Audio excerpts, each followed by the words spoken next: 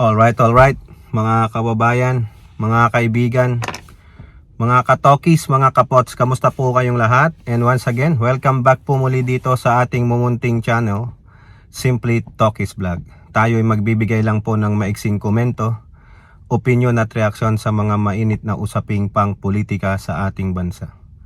Naghahabol tayo ng hininga, mga kababayan, kasi nagload ako ng mga pinamili dyan sa Costco. Ayun, sa likod doon, nakikita nyo ayun, no?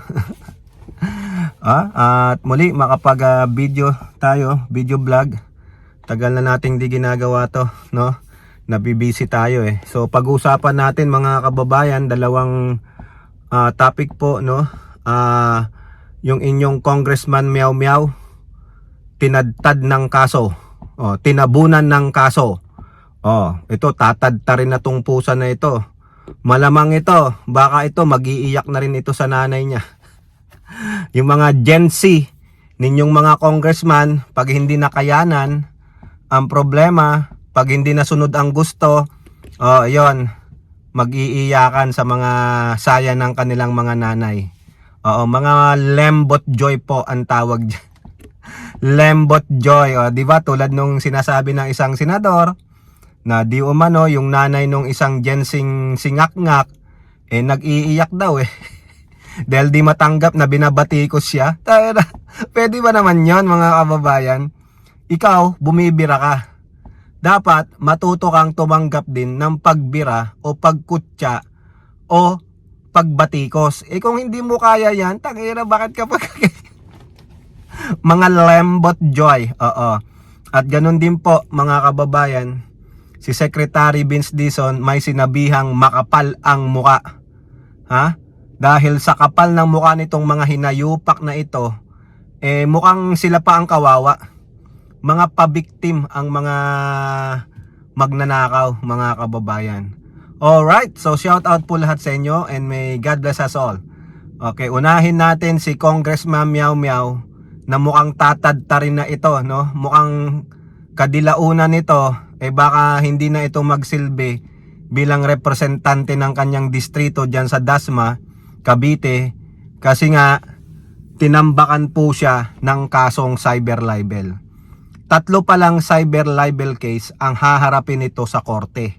Dahil sa kayabangan, dahil sa gustong magpasikat, dahil entitled mga nepo babies, akala nila lahat ng gagawin nila, lahat ng gusto nilang mangyari ay daglida nilang makukuha at sila ang masusunod. Hindi po ganon. Hindi kayo ang may-ari ng Pilipinas. Hindi kayo ang hari sa Pilipinas. Kayo ay mga mambabatas. Do your freaking job. Do your number 1 mandate. What? Legislate bills. At tulungan yung mga constituents nyo. Hindi. Ang inuuna nyo, puro kayo ngaw-ngaw, puro kayo daldal, nang wala kayong inilalabas na ebidensya tulad nitong si Congressman Kiko Meow Meow Barsaga. Puro ka ngaw-ngaw, puro ka meow-meow. Wala ka naman palang ibubuga. Wala kang maipakitang ebidensya. Ngayon, 3 cyber libel ang haharapin mo. Unang-una, tinuluyan ka ng ultra-bilyonaryong si Enrique Razon dahil sa pagiging sinungaling mo. Dahil sa kayabangan mo, ang gusto mo, ipangalandakan sa amin na si Enrique Razon ang siyang mastermind ng suhulan dyan sa Kongreso. Ngayon, pinalagan ka. Animal ka no? Kumbaga, hindi ka muna nag-isip, hindi ka muna nagsaliksik. Wala kang ginagawang research, mga kababayan. Ayan, napala mo. Inislap ka ng mahigit sa 100 million na cyber libel. Ngayon nangangak-ngak ka dyan sa isang show na sabi mo mag-public apology ka, no? Hindi po ganun eh. Hilaw ang apology mo. Kausapin mo si Enrique Razon. Kung ako kay Enrique Razon, I will not entertain you. Because of what? You are freaking stupid. I will not entertain you. I will teach you a lesson on how to do it right. Para magtanda kayo na mga Gen Z, na mga nagsisiga-sigaan na nagmamarunong-marunong dyan, na akala nyo Hindi porket kayo ay mga politiko, you can get away with everything. Yan. Kabago-bago nyong politiko sa national stage, akala nyo kayo ang bida. Hindi muna kayo, matuto kayong lumugar. Ha? Hindi eh. Hindi yata nyo yan natutunan eh. Bakit? Mga nepo babies kayo eh. No? Lahat ng gusto ninyo, makukuha nyo. O parang naglaro lang kayo ng tatay, nanay, gusto kong tinapay, gusto ko kape. Lahat ng gusto ko ay susundin ninyo o batukan ninyo. Yun, laro-laro lang yon, no? Mga naglalaro nun mga panahon namin, mga kababaihan, yung gumaganon-ganon sila, oh. Nanay, tatay, gusto kong tinapay, gusto kong kape. Lahat ng gusto ko ay susundin ninyo. Batukan ninyo, gago, hindi ganun. No? Yan ang napala mo. O ngayon, todo sisi ka, nahimasmasang ka. Tapos, dinimanda siya ni NUP Chairman, Representative Ronaldo Puno. Kasi sa akusasyon niya na yun daw NUP party ay tumanggap ng suhol para po suportahan yung kandidatura sa speakership nung Ninuman. Ha? Wala naman siyang mapakitang ebidensya. Kumbaga, nagre-rebelde siya, no, naghihiganti siya dito sa kanyang former party na National Unity Party kasi kick out po siya dahil wala siyang manners, wala siyang ethics, basura ang pag-uugali nitong taong ito. O sinampahan ka rin ng cyber libel, pangalawa yon. Now, isa sa member ng NUP, si 2nd District ng Manila na si Representative Valeriano Libanan, tama ba, ha? Kinasuhan din po siya ng cyber libel kasi member siya dun eh. Kahit na sinong member ng NUP, pwede ring mag-file ng cyber libel individually against him, kay Meow Meow. Kasi sinabi niya NUP, hindi siya nagbigay ng specific na tao. So therefore, kung ilan yung member doon, if they want to file a separate case of cyber libel, they can do so. Tulad ng ginawa ni Puno, tulad ng ginawa ni Liriano ba yun? Basta ganun po, yung 2nd District Congressman ng Manila, pasensya po ha.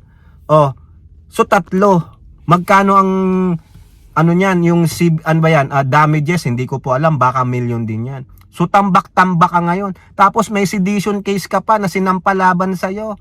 Gago eh, no? Ayan, nakuha mo ang attention. Kasi attention seeker ka, attention getter ka. Pero mali ang pagpapapansin mo, hindi tama.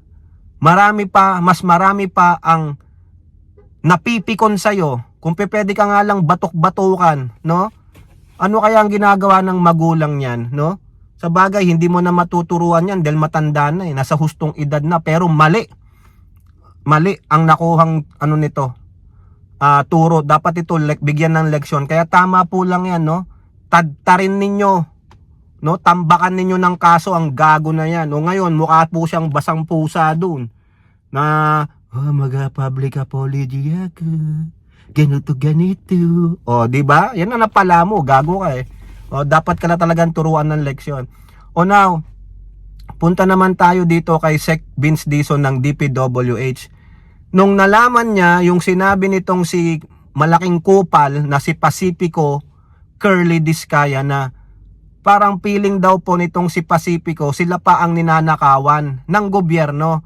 Kasi ito po daw, mukhang yung pinababalik na nakaw nila sa taong bayan, mukhang mas malaki pa daw doon sa parang nakaw nila. Parang ganun ang pagano niya eh. Yung konteksto eh. Kasi sabi niya, feeling niya, nananakawan kami. Ha? Ganon? Ikaw pa ang nananakawan? Pamilya mo pa ang nananakawan? Teka muna, computein muna natin magkano yung tinoknat ninyo, yung ninenok ninyo sa gobyerno. Magkano ang bilyong pisong ninenok nyo sa taong bayan. Tapos feeling mo, ikaw pa ang nanakawan? Puta naman mga kababayan. Tayo pa ngayon ang may kasalanan. Mamamayan pa ang may kasalanan. Tignan mo nga naman, napaka-isa rin itong gago na to, no? Pakibatukan nga din yan. Kaya nga ang sabi ni Sec Dizon, ang kapal din ng mukha nito, si Curly Discaya. Feeling mo, wala kang kasalanan. Feeling mo, hindi ka nagnenok ng bilyong-bilyong piso sa kaban ng bayan. Feeling mo, tama yung ginawa ninyo.